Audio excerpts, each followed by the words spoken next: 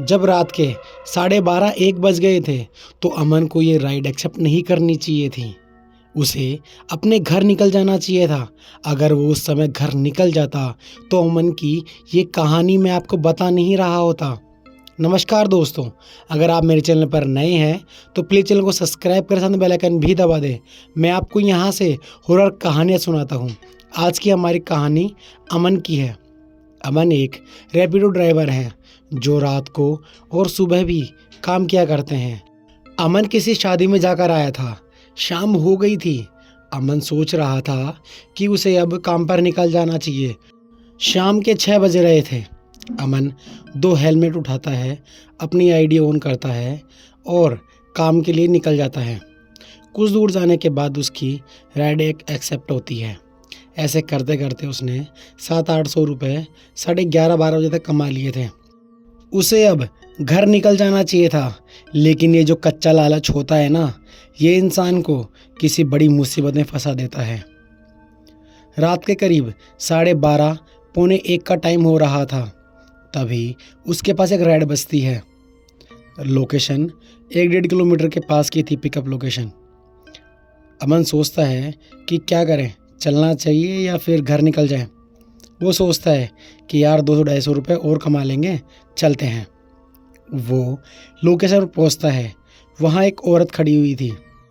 अमन उसके पास जाता है और पूछता है, क्या मैम आपने रैपिडो बुक करी थी?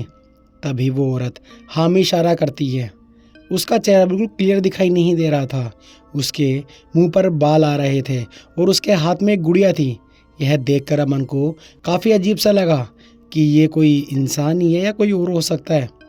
अमन ने ध्यान नहीं दिया। उसने ओटीपी पूछा। औरत ने ओटीपी बता दिया और वो औरत अमन के पीछे बैठ गई। अमन अब गाड़ी स्टार्ट कर चुका था। उसे काफ़ी भारी महसूस हो रहा था। तभी अमन पूछता है कि मैम आप कहाँ जाएंगी? तभी वो औरत कुछ नहीं बोलती। तभी अमन कहता है शायद इसको बात करने का मन नहीं होगा। अमन की आदत थी, वो हमेशा जो भी पैसेंजर होता उससे बात करता और बात करने से सफ़र काफ़ी कट जाता। अमन हमेशा ऐसा ही किया करता था, लेकिन आज ये औरत उससे बात नहीं कर रही थी।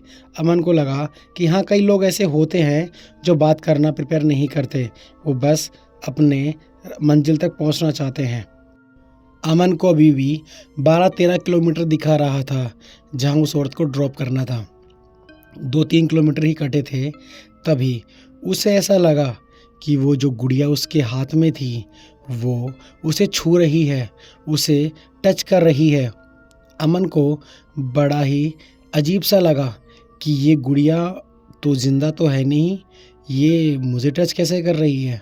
तभी अमन पीछे मुड़कर देखता है तो वो गुड़िया बिल्कुल नॉर्मल लग रही थी, लेकिन उसका हाथ अमन की कमर पर था।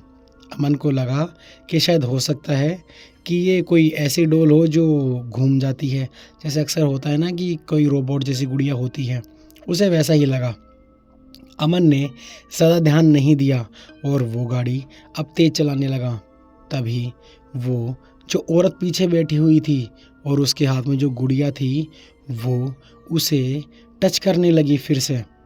अमन को फिर से वियर्ड महसूस हुआ, लेकिन उसने ध्यान नहीं दिया। तभी एक पीछे से हल्की से बच्चे की आवाज़ आई। आप क्या हमें मंजिल तक पहुंचा दोगे? क्या हम जहाँ जाएंगे क्या आप हमें घर पहुंचा दोगे? तभी अमन पीछे मुड़कर देखता है तो उस गुड़िया का मुंह हिल रहा था और वो कुछ कह रही थी। अमन ये देखकर काफ़ी डर गया और उसकी गाड़ी डिसबैलेंस हो गई। जैसे ही गाड़ी डिसबैलेंस हुई और गाड़ी ज़मीन पर गिर गई। अमन जल्दी से खड़ा हुआ और इधर उधर देखने लगा। ना तो वहाँ वो औरत थी और ना ही वो गुड़िया। अमन को समझ में ही नहीं आया कि आखिरकार उसके साथ ये क्या हुआ है। वो गुड़िया कैसे बात कर रही है और अब वो औरत भी यहाँ दिखाई नहीं दे रही, ना वो गुड़िया। अचानक वो कहाँ गायब हो गए। अमन अपनी गाड़ी उठाता है और भगवान का शुक्रिया अदा करता है कि वो बच गया। वो गाड़ी स्टार्ट करता है और अपने घर की तरफ निकलता है और वो बोलते बोलते जा रहा था, भगवान आपका शुक्रिया, भगवान आपका शुक्रिया। तभी उसे गाड़ी पर भारी महसूस हुआ और जैसे ही वो पीछे मुड़कर देखा तो वो औरत और वो गुड़िया उसके पीछे ही बैठी हुई थी और उस औरत का हाथ अब अमन के कंधे पर रखा हुआ था। अमन काफ़ी घबरा गया और गाड़ी वहीं रोक देता है और उतर जाता है, लेकिन वो औरत अभी भी उसकी गाड़ी पर ही बैठी हुई थी। तभी अमन वहाँ से भागने लगा। भागते भागते पता नहीं अचानक अमन कहाँ पहुँच जाता है। वो एक पेड़ के पास जाकर रुक जाता है। तभी उस पेड़ के पीछे से वही औरत निकलती है और कहती है, क्या आप हमें हमारे घर पहुंचा दोगे? अमन, क्या तू मुझे मेरे घर पहुंचाएगा? मैं यहाँ पिछले 12 साल से भटक रही हूँ। मुझे मेरा घर नहीं मिल रहा है। क्या तू मुझे हमारे घर पहुंचा देगा? अमन को अब पता लग गया था कि जो उसके साथ में हो रहा है वो सब कुछ नॉर्मल नहीं बल्कि पैरानॉर्मल है। अमन वहाँ से भागता है और भागते भागते एक मंदिर के पास पहुँच जाता है। वो जल्दी से उस मंदिर में जाकर लेट जाता है। अमन की आँख कब लग जाती है अमन को पता भी नहीं चलता। वो उठता है तो सवेरा हो चुका था। पंडित जी पूजा पाठ कर रहे थे। तभी पंडित जी अमन के पास में आते हैं और पूछते हैं, बेटा तू यहाँ क्या कर रहा है? अमन काफ़ी घबराते हुए पंडित जी को सारी बात बताता है। तभी पंडित जी कहते हैं, हाँ बेटा, मैंने भी सुना है कि यहाँ एक औरत है जिसके हाथ में एक गुड़िया है और वो यहाँ रात को लोगों को बहुत परेशान करती है। हमने उतारा करने की भी कोशिश करी लेकिन सफल नहीं हो पाए। तू एक काम कर, अभी तो फ़िलहाल घर जा और शाम को तू वापस आना, मैं तेरे लिए कुछ बना कर दूंगा। अमन अपनी बाइक के पास पहुंचता है और बाइक अभी भी वहीं खड़ी हुई थी जहां वो छोड़ कर गया था। कोई भी गाड़ी उठाकर लेकर नहीं गया। अमन गाड़ी स्टार्ट करता है, अपने घर पहुंचता है और अपनी वाइफ को भी सारी बात बताता है जो उसके साथ कल रात को हुई थी। उसकी वाइफ भी काफ़ी ज़्यादा घबरा जाती है और वो कहती है कि आप ये काम छोड़ दो, आप ये काम छोड़ दो, हमें ऐसा पैसा नहीं चाहिए। तभी अमन कहता है कि कोई ना, पंडित जी ने मुझे शाम को बुलाया है। तभी उसकी वाइफ कहती है, एक काम करो, आप पहले नहा लो, मैं आपके लिए कुछ खाने को बनाती हूँ। अमन नहाने जाता है, तब तक उसकी वाइफ खाना वाना बना लेती है। अमन बाहर निकलता है, खाना वाना खाता है और रेस्ट करता है। शाम को 6 बजे का समय था। अमन अपनी गाड़ी उठाता है और अपनी वाइफ के साथ मंदिर चला जाता है। पंडित जी वहीं थे। पंडित जी उसे देखते हैं और बोलते हैं कि बेटा इधर बैठ जा।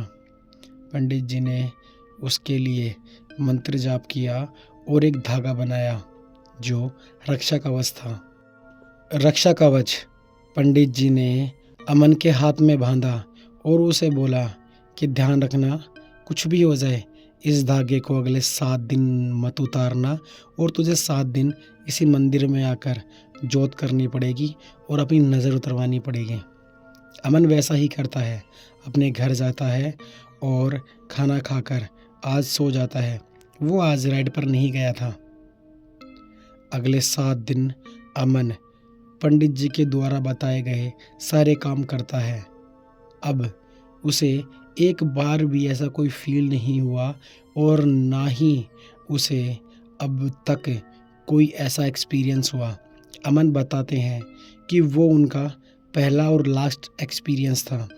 जब मैंने उन्हें बोला कि ऐसा मत बोलो कि लास्ट एक्सपीरियंस था, पता नहीं ये शक्तियाँ हमारे पास होती हैं लेकिन कभी कभी वो हमें दिखाई नहीं देती, लेकिन कुछ क्षण ऐसे होते हैं जब वो हमें दिखाई भी देती है और अपना असर भी हम पर छोड़ देती है। आपको ये अमन की कहानी कैसी लगी?